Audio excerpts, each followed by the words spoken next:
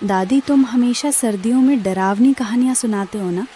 मुझे भी एक कहानी सुनाओ ना। अच्छा, कहानी सुनानी है हमारी बेटा को? तो सुनो। सर्दियाँ बस अभी शुरू ही हुई थी। ठंड ने सर्दियाँ बस अभी शुरू ही हुई थी। ठंड ने अपना प्रकोप दिखाना शुरू कर दिया था। विजयपुर गांव को ठंड ने अपनी चपेट में पूरी तरह ले लिया था। गांव में एक बिरजू नाम का किसान रहा करता था। बिरजू अपने खेत में पानी मोड़ने के लिए चल देता है और वहां पहुंचकर पानी मोड़ने लग जाता है। बिरजू अपना काम बखूबी कर रहा होता है और लगातार मेहनत करते रहता है। अरे कहाँ मर गए सब। शुरू में तो कोई हलचल नहीं होती है। बिरजू अपने खेत का पानी बखूबी मोड़ रहा था। बिरजू के आसपास वाला कोई नहीं था। पूरे खेतों में बस सन सन की हवा की आवाज। बिरजू सोच रहा था कि शायद सब खेत में लग रहे हैं, लेकिन बिरजू को ये मालूम नहीं था कि खेतों में आज कोई भी नहीं है। शैतान ये सब देखता है। शैतान अपना प्रकोप दिखता है और ऐसी ठंडी हवा चलाता है जिससे बिरजू अरे ये अचानक इतनी ठंड कैसे लगने लगी। बिरजू ने आवाज लगाई, कोई है? कोई है?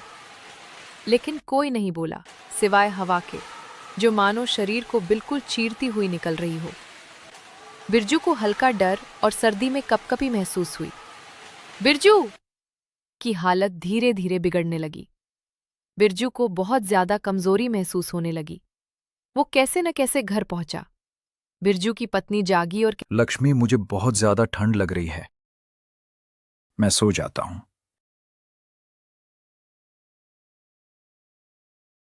अब सुबह हो जाती है। इसके बाद सुबह गांव में चर्चा होती है। सुना है तुमने रात का अकेला शैतान वापस आ गया है। वो इस बार भी बहुत ज्यादा ठंड से परेशान करेगा। क्या पता क्या होगा जाने। शैतान बिरजू का इंतजार करता है, लेकिन बिरजू नहीं आता है। अब शैतान बिरजू के शरीर की गंध सूंघते हुए उसके घर पहुंच जाता है।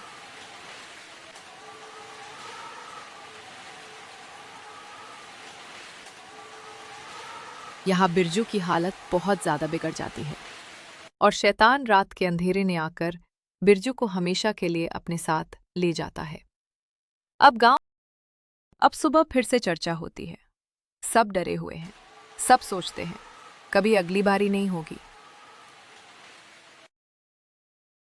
ये सारा खेतों का काम दिन में ही कर लेते हैं।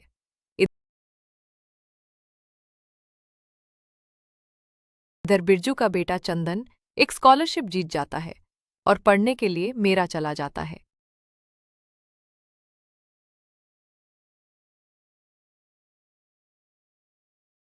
को गांव की तरफ चल देता है और गांव में भरी बर्फबारी करता है, जिससे सुबह तकरीबन आधा गांव ठंड की चपेट में आ जाता है।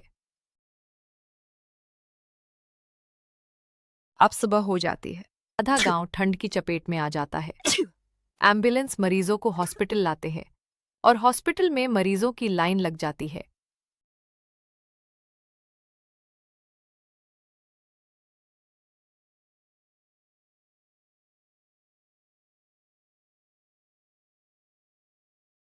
यहाँ चंदन अपनी माँ को पत्र भेजता है और उसमें लिखता है,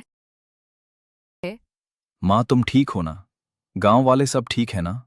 और अब अपने गांव में कैसे ठंड पड़ती है? चंदन की कुछ ऐसा नहीं लिखती जो गांव में हो रहा था। वो लिखती है, बस ठीक ठीक ठाक है बेटे। इसके बाद फिर से शैतान आता है और लोगों को परेशान करता है। लोगों को रात का भोजन भी सही से नहीं करने देता और भारी वर्षा और ओलाबरी करता है, जिससे लोगों को मजबूर होकर जाना पड़ता ही। अब सुबह हो जाती और एनडीए की टीम आती है और जांच पड़ताल करती है और लोगों से पूछती है। लोग रात के शैतान के बारे में बताते हैं, लेकिन कोई उनकी नहीं सुनता है। अब रात हो जाती है। शैतान फिर ठंडी शीतलहर चलता है। अब लोगों को कंबलों में भी सर्दी लगती है।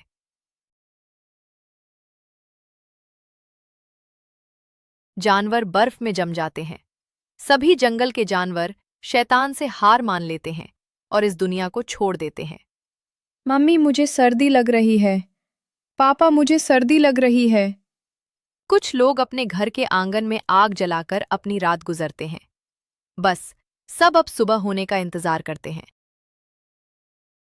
अब सुबह हो जाती है। गांव के लोग पंचायत बुलाते हैं। उनमें से कोई कहता है, अरे भाइयों, ऐसे तो इस गांव में हम सब मर जाएंगे इस ठंड में। सभी लोग ऐसा ही कहते हैं कि हमें इस गांव को छोड़कर अपने रिश्तेदारों के यहां चला जाना चाहिए।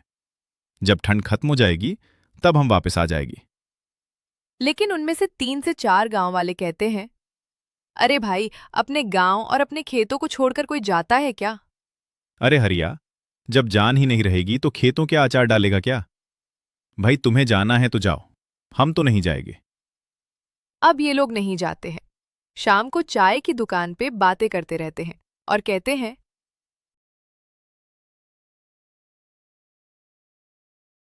भाइयों, हम सब अब साथ रहेंगे। रात को आग जलाकर रात निकलते हैं, देखते हैं शैतान हमारा क्या बिगड़ लेता है। इसके बाद सभी लोग अपने रिश्तेदारों के यहाँ चले जाते हैं। कोई बस से जाता है तो कोई ट्रेन से चला जाता है। इसके बाद सभी चारों लोग आग जलाकर ताप रहे होते हैं। अचानक ठंडी शीत लहर चलती है, जिससे उनका शरीर जमने लगता है। अरे हरिया, कहीं यहां रुककर हमने कोई गलती तो नहीं कर दी? इसके बाद शैतान अपनी पूरी शक्तियों का इस्तेमाल करता है और पूरे गांव में भयंकर ओलाबरी करता है, जिससे सारा गांव बर्फ में जम जाता है। इसके बाद बर्फ के समंदर में गांव का नक्शा बदल जाता है। अब फिर से टीम आती है और फिर पूछती है, ये सब कैसे हो गया? अचानक इतनी भयंकर आपदा कैसे आ गई यहां? तो दूर दूर तक समंदर भी नहीं है। शायद प्लेटों के टकराने के कारण हुई होगी ये आपदा। इसके बाद एक कर्मचारी कहता है, सुना है कि रात का शैतान बताया वो कर रहा है ये सब कुछ। अरे तुम भी पिछली पुरानी बातें लेट हो। कहा ही वो शैतान मेरे पास आए, मैं बताता हूं उसे। इसके बाद शैतान अब शहर की तरफ चल देता है। अब शहर में इतनी भीड़-भाड़ होती है, इतने साधन होते हैं, यहां तो गर्मी रहती है। इसके बाद शैतान सबसे पहले चिड़ियाघर पर हमला करता है। जैसे ही जानवरों को शैतान दिखता है, सभी जानवर चिल्लाने लगते हैं। जानवरों की आवाज सुनकर कामचारी आते हैं और देखते हैं, लेकिन उन्हें कोई नजर नहीं आता। इसके बाद कर्मचारी चले जाते हैं। शैतान फिर से आता है और एक-एक कर सभी जानवरों के पिंजरों को बर्फ में जमा देता है। अंत में सबसे छोटे जानवरों के पिंजरों को भी शैतान बर्फ में जमा देता है। अब सुबह जैसे ही सभी को पता चलता है, तो गार्ड को बुलाते हैं। गार्ड, तुम क्या कर रहे थे जब ये हादसा हुआ था? ये तो बिल्कुल विजयपुर गांव की तरह हो गया। वो भी ऐसा ही हुआ था। इसके बाद और दूसरा अधिकारी बोलता है, सुना है कोई रात का शैतान बताया जो यह। इसके बाद शैतान रात को पूरे शहर के जानवरों को हमेशा के मौत की नींद सुला देता है। अब सुबह हो जाती है। हर तरफ ये खबर आग की तरह फैल जाती है कि सभी ठंड से बचे। शीतलहर ने ली 4 लोगों की जान। सभी जानवरों को शीतलहर ने अपना शिकार बनाया। अब रात हो जाती है। शैतान अब उस कर्मचारी के पास चला जाता है जो कह रहा था कि शैतान मेरे पास आए। धीरे धीरे ठंडी हवा चलती है। कर्मचारी को बहुत अधिक ठंड महसूस होती है। अरे कौन है मेरे सामने आए? चिप चिप कर हमला करता है। मेरे सामने आए। शैतान जैसे ही कर्मचारी के सामने आता है, कर्मचारी के होश उड़ जाते हैं।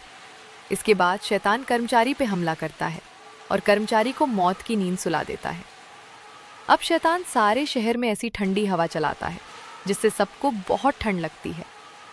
मम्मी, मुझे बहुत ज़्यादा ठंड लग रही। इसके बाद सभी कुछ नहीं कर पाते और शैतान अपनी सारी शक्ति लगता है और पूरे शहर को धीरे धीरे बर्फ के समंदर में कहीं हमेशा के लिए गुम कर देता है। पूरा शहर बर्फ में हमेशा के लिए जम जाता है। एम्बुलेंस आती है। कर्मचारी निरीक्षण के लिए आती हैं। शहर से करीब 500 किलोमीटर दूर एक साइंटिस्ट रहता है। अब साइंटिस्ट अपनी पूरे दिन भर की खोज में पाता है कि सारा शहर बहुत ठंड से जमा है। इसके बाद साइंटिस्ट रात को अपनी खोज करता है। अचानक ठंडी हवा चलती चलती और धीरे धीरे पीछे से शैतान आता है। साइंटिस्ट घबरा जाता है। शैतान साइंटिस्ट को मार देता है। अब यहाँ अमेरिका में चंदन सोचता रहता है, माँ, तुमने मुझे क्यों नहीं बताया जो गांव में हो रहा था? माँ, तुम एक बार तो कह देती, मैं तुम्हें अपने साथ ले आता। उतनी देर में अचानक ठंडी हवा चलती है। शैतान आ जाता है। चंदन, तुझे भी तेरी माँ के पास पहुंचा देता हूं। इसके बाद शैतान चंदन को मार देता है। अब पूरी पृथ्वी पर रह गया रात का अकेला खूंखार भेड़िया शैतान।